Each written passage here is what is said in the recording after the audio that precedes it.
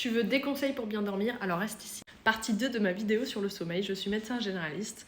J'ai expliqué les causes qui peuvent aboutir à un hypersomnie ou des insomnies.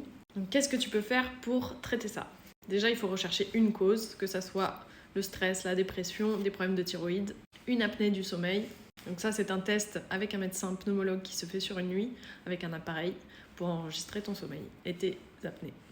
Pour bien dormir, le corps a besoin d'une hygiène de sommeil, c'est-à-dire avoir des horaires réglementés de sommeil, ne pas se coucher trop tard, réserver le lit pour le sommeil, ne pas faire de sport avant de se coucher ou prendre un bain chaud, ou boire de café évidemment avant de dormir.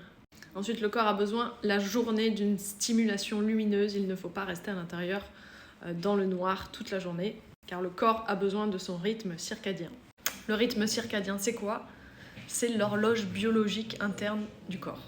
Par exemple, on a remarqué que le corps est plus stimulé avec de la lumière le matin. C'est beaucoup plus facile de se lever. Par exemple, en Afrique où le soleil se lève à 6 heures, tout le monde est réveillé à 5-6 heures. C'est hyper facile avec le soleil et la stimulation lumineuse. Ensuite, pour les problèmes d'insomnie, l'hypnose marche très bien sur ça. Parce que les médicaments, tout ce qui est somnifère, tout ça, ce n'est pas la solution. Parce que de 1, il y a une addiction à ces médicaments. De 2, c'est un effet transitoire. Ensuite, il faut essayer de diminuer les écrans avant de dormir. Parce que forcément, comme je vous l'ai dit, ça provoque une hyperstimulation lumineuse pour le cerveau, les écrans. Et donc, le corps est perturbé. Si vous ne vous exposez pas assez au soleil, vous pouvez être en carence de vitamine D, ce qui peut provoquer aussi des troubles du sommeil.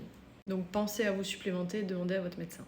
Mais c'est vrai que tous les métiers qui ont un rythme circadien inversé, c'est-à-dire qui travaillent la nuit, comme ce que j'ai fait pendant de longues années, pendant mes études avec les gardes de nuit, c'est très difficile et c'est vrai qu'il y a une augmentation du risque de cancer, de stress, tout ça chez ces personnes-là.